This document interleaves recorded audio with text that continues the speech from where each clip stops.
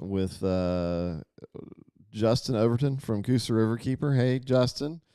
We Hey, are going to talk some about, I guess just kind of get a little update and looking forward to seeing you. The big thing we want to talk about is come on out to the airport tomorrow at 6 o'clock, 6 to 9. We're going to have live music, food, some beverages, and just a good time. No charge. Been asked that a bunch. No charge. Doesn't matter whether you showed up and protested or donated money or any of that kind of stuff. This is for the community. I know a lot of people stayed engaged just by watching and listening, and that's what made the difference. So we are celebrating the victory that we had as a community, and we'd love to see you. And Justin, I'm looking forward to having you back up in Gadsden. I never imagined about 2 years ago you never would have thought you'd have so many friends up here, huh?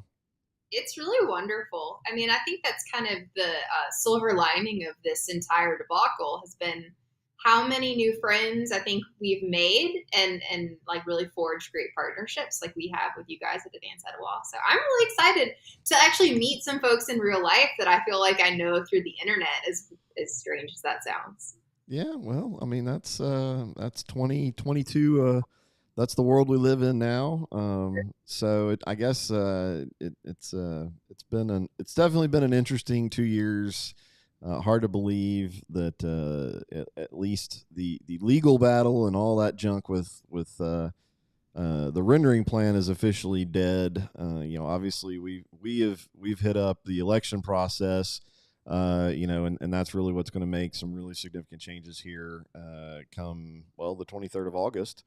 But of course, the fight is far from over for you guys at Coosa. You got a long way to go, and so I hope that we all stay engaged with you. And so let's talk about what has been going on with Coosa Riverkeeper. Yeah. Well, I mean, as many folks might have heard through the grapevine and through the opposition to the rendering plant group, the Coosa River was named the fifth most endangered river in the nation this year by American Rivers, which is a national group. And I kind of wanted to spend a few minutes talking about why that is and how that's related to the rendering plant. I don't know that I've ever shared maybe that concept with the community. And then I also wanted to briefly talk about this week's swim guide results. So if anyone is going to be hitting the lake tomorrow before coming to join us tomorrow night at the airport at 6 p.m., that they know where they should go swimming. So let's start with the fifth most endangered river. So that's a nomination process. Actually, I nominated the river because of this rendering plant fight.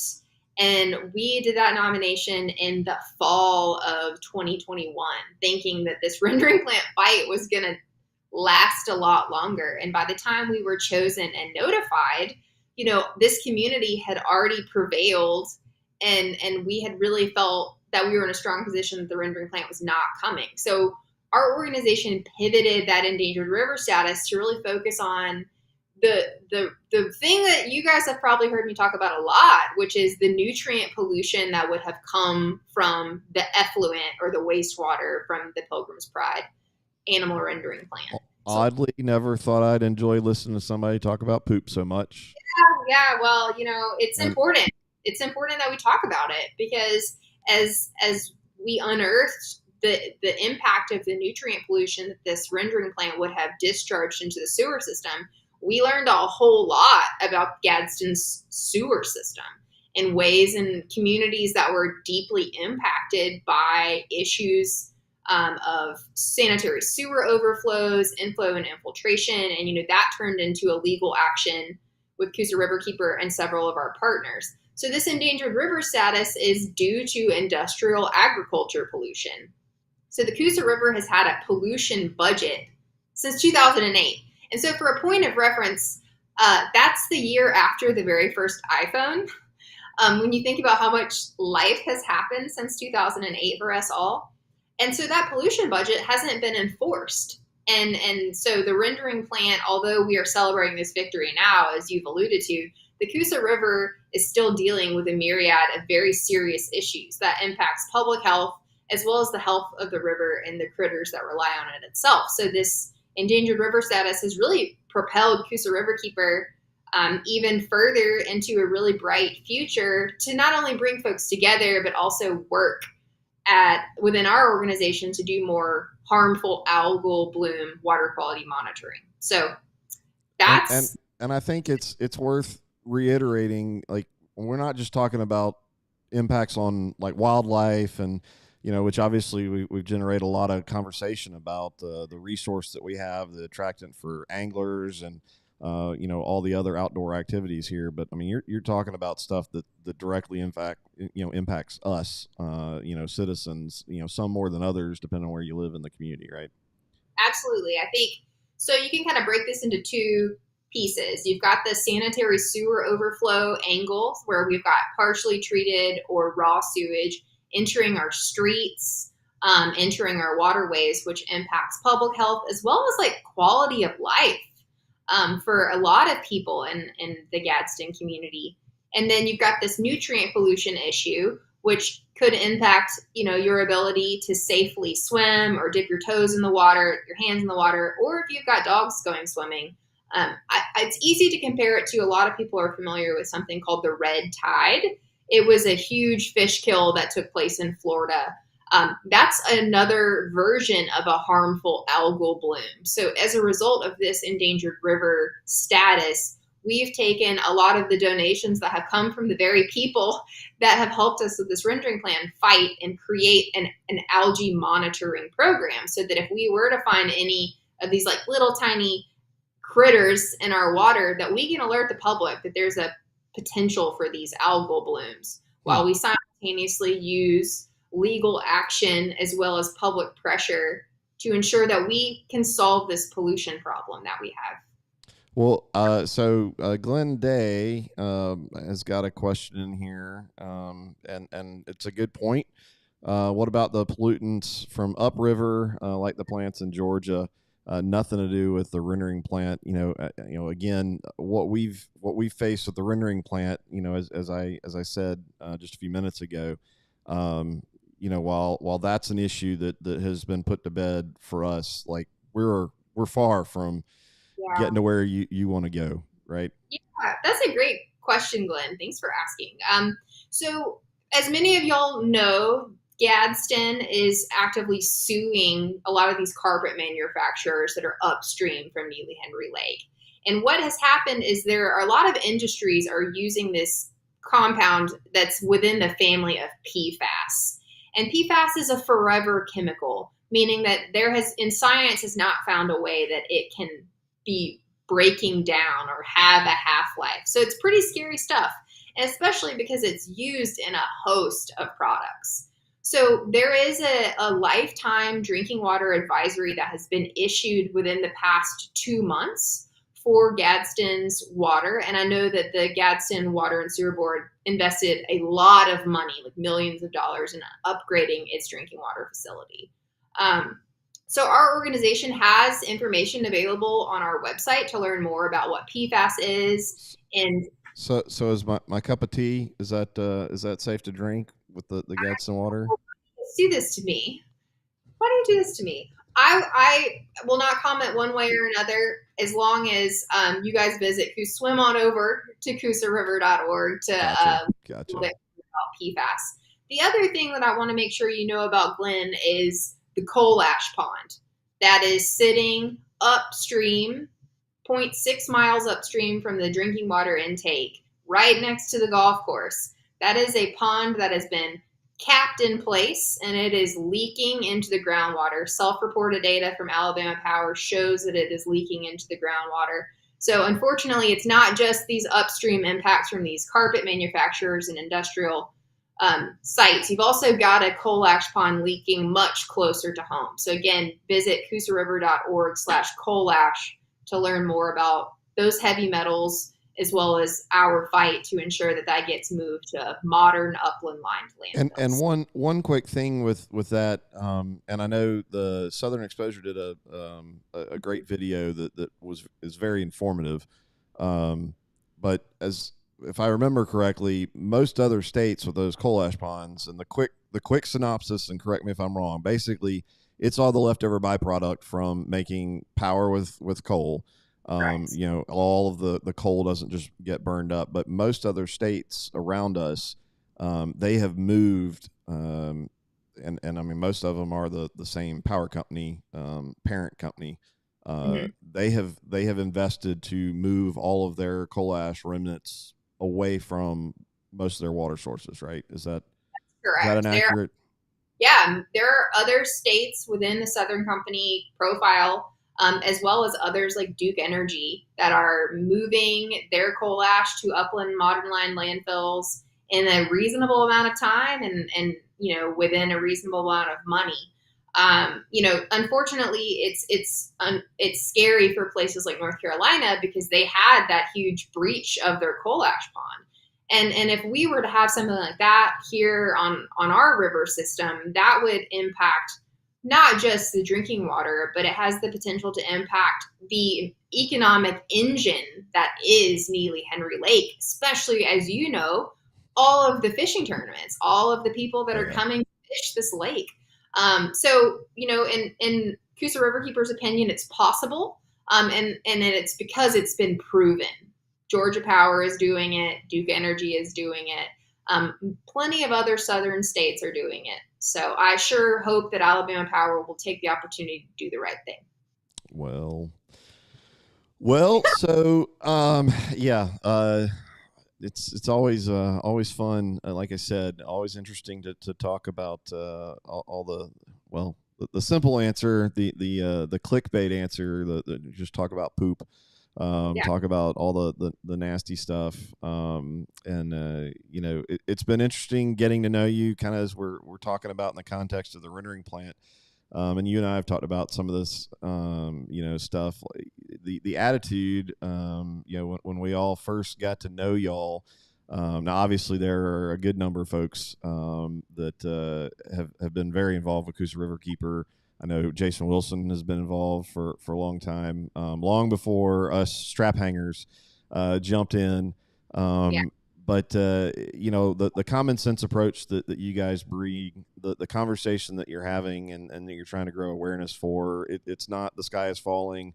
We need to go back to living off the land and wearing loincloths, or any extreme. That look, there's bad stuff going on, and we need to figure out how to fix some of this stuff, or we're going to turn around, and this resource is going to be dead.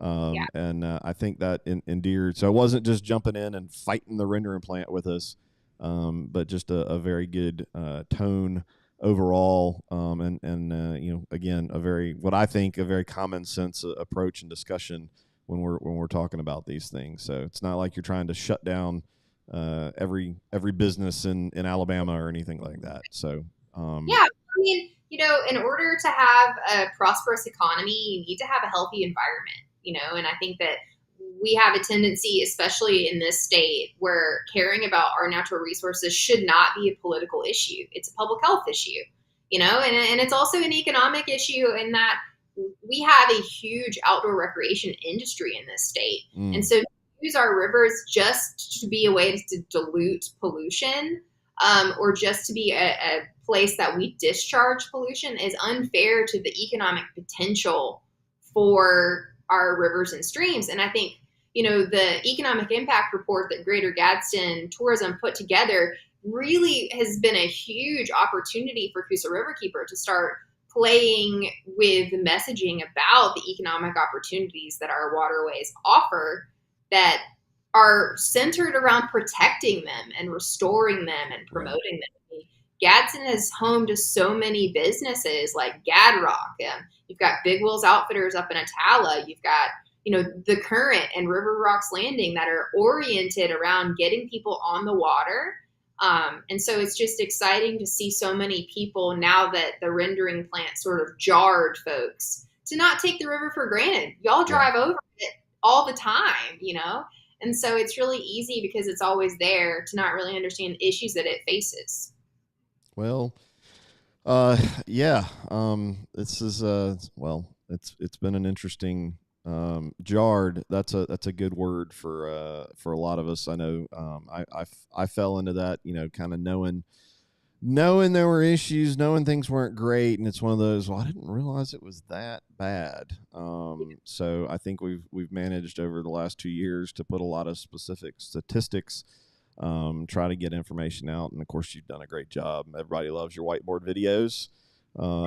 So I never thought that I would ever do anything like that, but it really was an interesting opportunity to try to explain some of these complex systemic issues by y'all listening to me ramble in front of a whiteboard. So, yeah, thanks to everyone who's ever watched any of those, because that takes a lot of time for us to distill this complex information to something that's manageable for the average person who's got a lot of other things to think about. So it's been great. This has been a very special opportunity for our organization, and so I'm really excited for tomorrow. To yeah. see everybody and celebrate. Well, that's a good lead in to just reminding everybody. So we'll be out there 6 o'clock at the airport at Evoke Aviation. If you've been paying attention at all, Evoke Aviation, Jonathan McCormick doing, I mean, insane things with airplanes. And guys, I wish you could understand. I mean, they're doing hot rod type stuff with airplanes, which is actually a little unusual. And he's got a huge following all over, not just all over the U.S., but I mean he's got clients throughout the world. Yeah, And it's pretty cool to see a kid from Altoona that's doing these big things. But so we're gonna have music, food. No charge, but what we are recommending is donations for the food and beverage, and all that money will go. We're going to split it between Coosa Riverkeeper and the Humane Society. So it is. Well, I guess we just figured we're throwing a party. We might as well turn it into a fundraiser, and it kind of makes sense to help you guys out that have helped us so much over this fight. So I hope everybody will come out. We'll have some airplanes. Just found out Ronnie Watkins. They're jumping in with some sponsorship. I think they're working on trying to get a few vehicles out there. cool. Rusty's Off Road's going to bring some Jeeps, which I bet's that's kind of right up your alley. So some decked out lifted Jeeps and all that good stuff. So it should be a good time, and we'll just hang out as a community for one thing, not have signs in our hand protesting. Yeah. So it's going to be a good time. But so for those that are going to go swimming tomorrow, have you got your swim guide? I know it just came out, and so if we go to coosariver.org, we can subscribe to the swim guide, right? That's right. And we send text message alerts every single week. So Swim Guide, for those of you that don't know, we test water quality at 50 sites from Etowah down to Wetumpka. And so my team manifests this. I am kept very busy with a lot of our other legal work. So my team makes Swim Guide happen. And so this week we are issuing yellow alerts on Neely Henry at Little Canoe Creek and at Big Wills Creek. And we've got red alerts at Hoax Bluff Mill Pond and James D. Martin Park. And then we've got green alerts, Big Canoe Creek Launch, Black Creek, Hoax Bluff Ferry Park, Jack El Ray, Lake Gadsden, Rambo Landing, and 10 Islands. The most important thing to remember in general is water quality changes tremendously all the time. If it rains, this data, essentially is going to look different because, as y'all know, when it rains, lots of agricultural runoff or sewers overflow, things like that. But also, some of the reasons we issue alerts could be because there's things like cattle in the creek. It could be because there's lots of goose droppings. But really, our most important, thing at Coosa Riverkeeper is we want to make sure that you can make an educated and informed decision about when and where to swim and how to do that safely. So all these alerts are based on the EPA's recreational water quality guidelines. And we do this service for free to the public because our state agencies are not required to. And as many of y'all know, the river is really heavily used for recreation. So we think it's important that you have this so that you can arm yourself and decide where you want to go, and at least know that. I believe you have a right to know that information. And I think that's one thing this fight has really underscored, that is that transparency is important. This water quality data we share with you, and sometimes like this week we aren't sharing our Lake data because we had a contamination issue in one of the samples. So we do the best that we can with the resources that we have, and our state agencies are not doing it. So supporting our organization ensures that we're able to continue sharing this water quality data that not only helps you now, but also helps make regulatory changes when we can, to prove that some of these creeks are impaired, or help us figure out if it's due to a particular facility that's discharging or an illegal pollution matter. So yeah, the data this week is good, and we'll be testing until mid-September. Okay. Are there any states that do something like this at the state level by agency or that you know of? Yeah, there are some. So our state agency tests the beaches.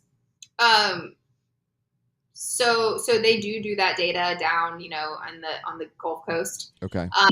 There are other states, but generally speaking, it's really cost prohibitive for the state. I mean, think about how many lakes there are in our state and how many waterways. So I think that's another way in which advocacy groups like Coosa Riverkeeper play such a vital role between the community and our government agencies. Like, we are comprised of people like you, that are watching this video.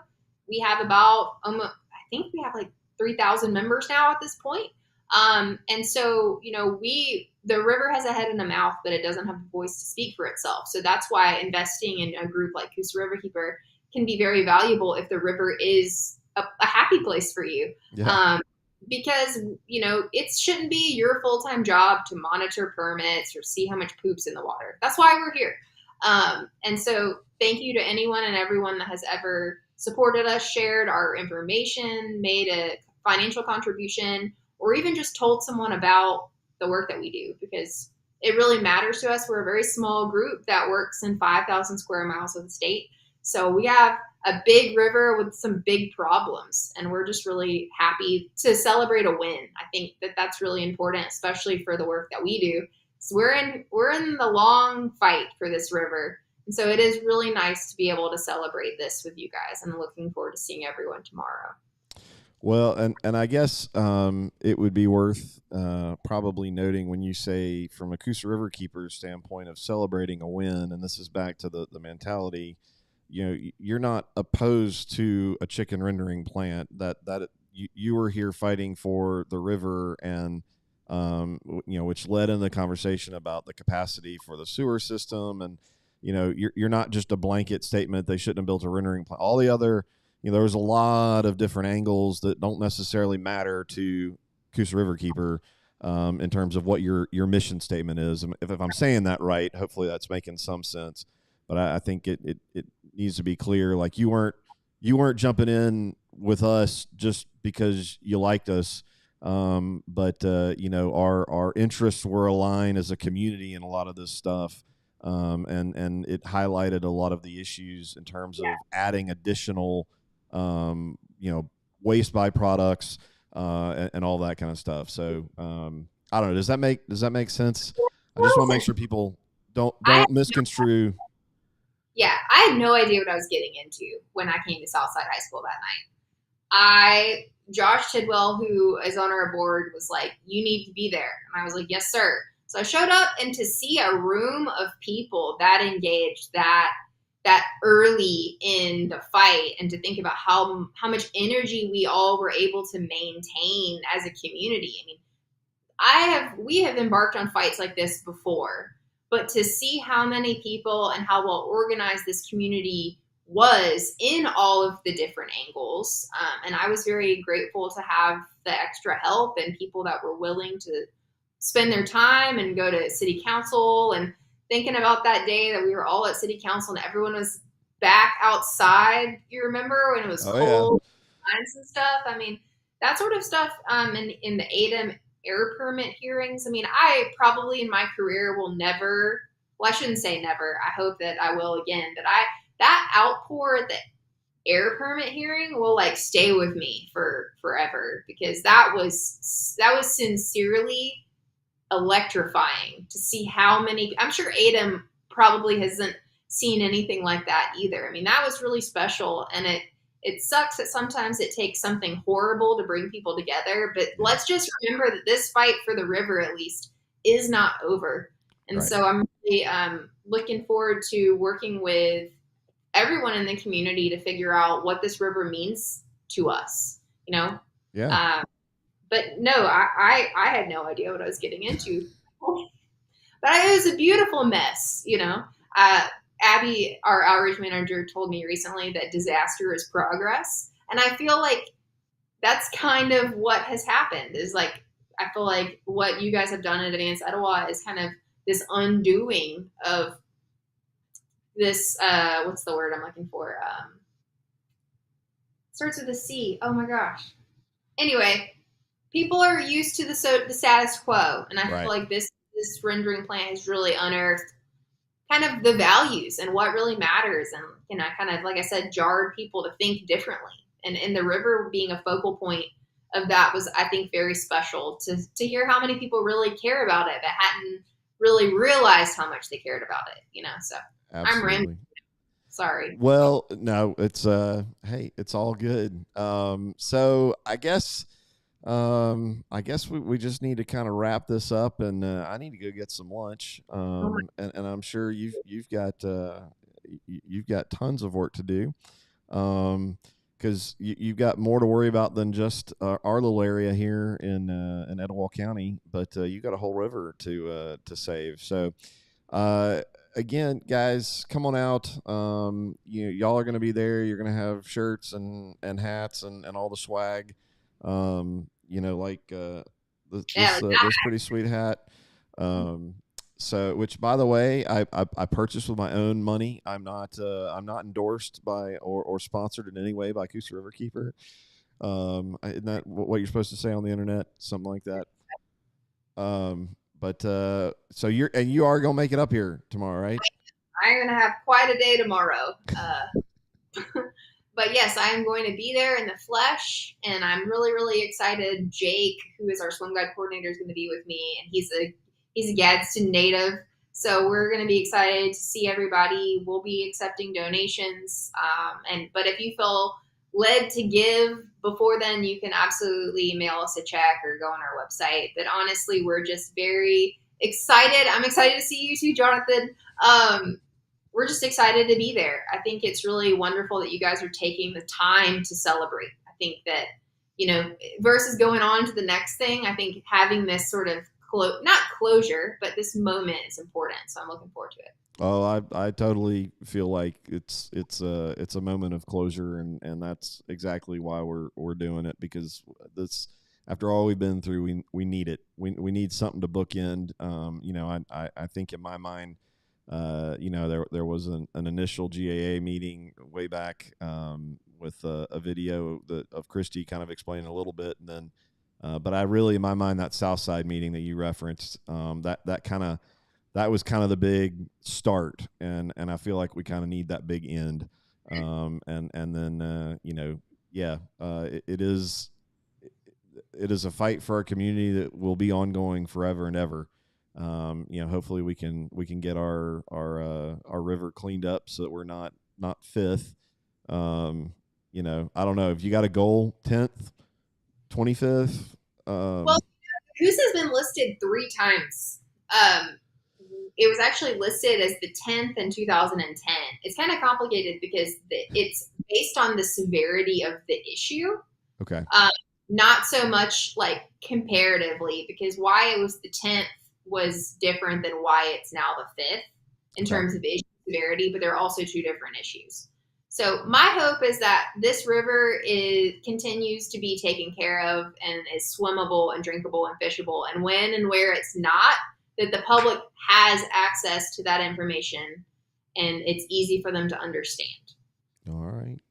Well, guys, if somehow you have missed Coosa Riverkeeper and all of this craziness the last 2 years, then please go check them out.